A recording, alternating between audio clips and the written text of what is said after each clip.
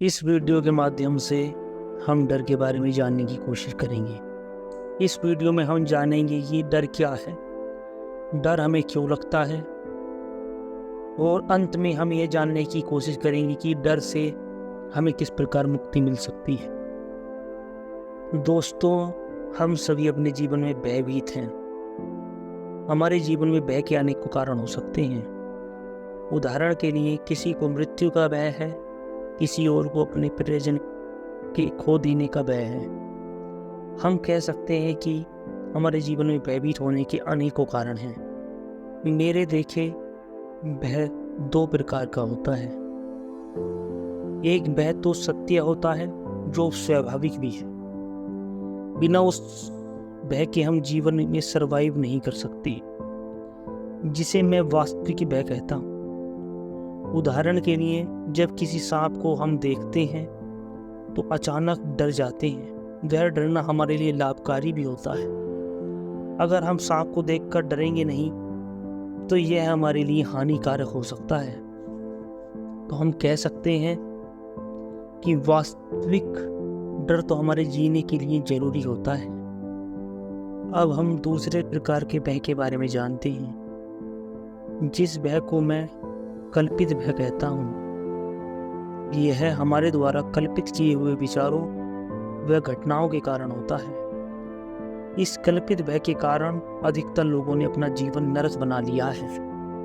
इसे हम एक उदाहरण से समझते हैं। कुछ व्यक्तियों को हम जानते होंगे कि वे अकेले रहने में बड़े असहज हो जाते हैं। असहज होने का कारण क्या है? कारण है कल्पित भय।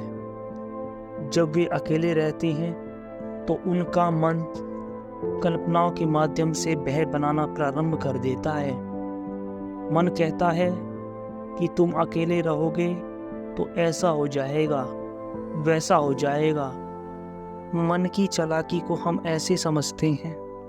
मैं ऐसे लोगों को भी जानता हूँ कि जब वे अपने साथ अकेले होते हैं तो उन्हें अपने साथ अनहोनी घटना घटने का भय लगा रहता है।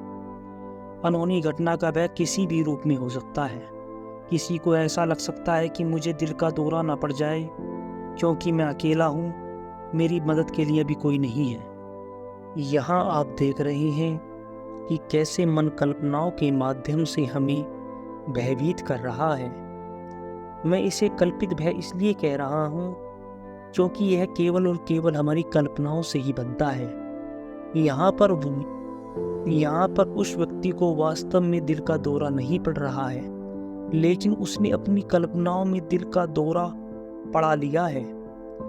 इस प्रकार के दिल के दौरे का कोई इलाज भी नहीं है, क्योंकि वह वास्तविक ही नहीं है। मानो यदि वास्तव में हमें दिल का दौरा पड़ रहा है तो भयभीत होना लाजमी भी है। कभी अकेले बैठे हो तो अपने मस्तिष्क में देखना, हमने कितने कल्पित भय बना रखे हैं। उन्हीं भय के कारण हम हमेशा भयभीत रहते हैं, जो कभी वास्तविक थे ही नहीं, ना ही कभी वास्तविक होंगे। भय क्या है? हम सभी अपने जीवन को अपने अनुसार चलाना चाहते हैं। जब हम जीवन को अपने अनुसार चलाना चाहेंगे, कहने का मतलब यह है कि जब जीवन के निर्णायक आप बन जाते हैं, आप अपने ढंग से जीवन को चलाना चाहते हैं, इस तरह आप अपने जीवन के विपरीत खड़े हो गए हैं।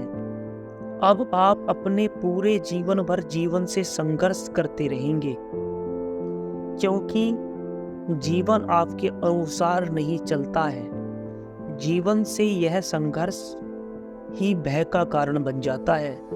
चलो हम भय को एक कहानी के माध्यम से समझते हैं। मैं एक व्यक्ति को जानता था जिसका नाम मोहनदास था। मोहनदास का जीवन अब तक सामान्य ही चल रहा था। उसने अब तक अपने जीवन में कोई बड़ा दुख नहीं देखा था। लेकिन एक दिन की बात है, जब मोहनदास अपने घर पर आराम से बैठा हुआ था, तभी अचानक उसे एक दौरा पड़ता है। जैसे ही उसे दौरा पड़ता है, वह बहुत भयभीत हो गया। वह जोर जोर से कह रहा था कि मैं धरती में घुसता जा रहा हूँ। मुझे ऐसा लग रहा है कि पूरी दुनिया मेरे ऊपर आ गई है। उसके पास ही उसकी माँ खड़ी थी। वह भयभीत वह भागा भागा अपनी माँ के पास गया और बोला, माँ, मुझे ऐसा लग रहा है कि जैसे मेरा सिर सुन्न हो रहा है। उसकी माँ भी मोहनदास को देखकर घबरा गई। मोहनदास इतना बेचैन था कि मानो उसे ऐसा लग रहा था कि उसकी मृत्यु होने वाली है। उसका पूरा शरीर ठंडा व पीला पड़ गया था। वह इतना भयभीत हो गया था कि बेहोश हो गया। 4 घंटे बाद जब मोहनदास की बेहोशी खत्म हुई तो उसके लिए मानो पूरा जीवन ही बदल गया। जिस जीवन में वह अपने आप को सुरक्षित समझता था, उस जीवन में अचानक उसे असुरक्षा नजर आ गई। मोहनदास के जीवन में यह घटना घटने के कारण अब वह जीवन में असुरक्षित रहने लगा। उसे इस घटना ने इतना भयभीत कर दिया कि उसे मृत्यु का भय सताने लगा। आज तक के जीवन में उसके साथ कोई बड़ी घटना नहीं घटी थी। इस प्रकार की घटना मोहनदास को अत्यधिक भयभीत करने वाली थी। अब मोहनदास हर समय डरा हुआ रहता था कि कहीं पुनः वह घटना ना घट जाए। कहने का मतलब यह है कि हमारे जीवन में अचानक कुछ घटनाएं ऐसी घट जाती हैं जिन्हें हम कभी नहीं भूल पाते। उन घटनाओं से हम सदा ही भयभीत रहते हैं। जैसे इस घटना के कारण ही मोहनदास के जीवन में मृत्यु का भय उत्पन्न हो गया। अब हम यह समझते हैं कि मोहनदास को मृत्यु के भय ने क्यों पकड़ा। क्योंकि मोहनदास चाहता था कि पुनः उसे दोहराना पड़े, जैसे कि हम सब चाहेंगे। यह चाहत ही उसके भय का कारण बन गई। समझते हैं, जब हम अपने जीवन में किसी भी प्रकार की इच्छा रखते हैं और जीवन में होने वाली सभी घटनाओं को अपनी इच्छा अनुसार घटित करना चाहते हैं, तो जीवन भर हम भयभीत ही रहेंगे।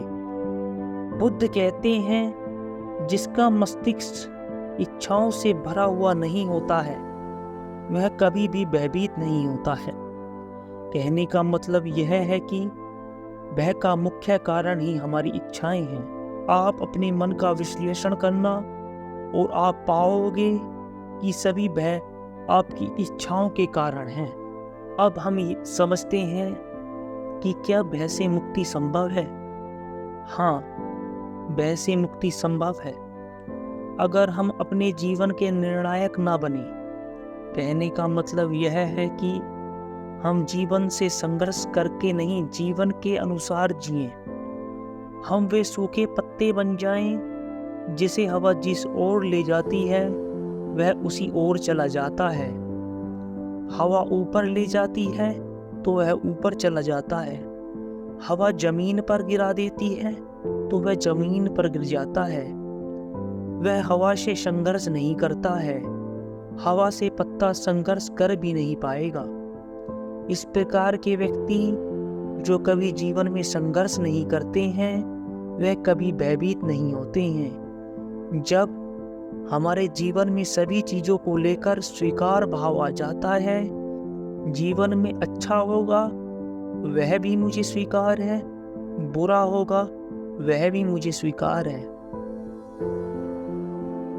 अंत में मैं आपसे यही कहना चाहूंगा, जीवन के आगे सिर झुका दो और अपने जीवन में स्वीकार भाव को जागृत करो।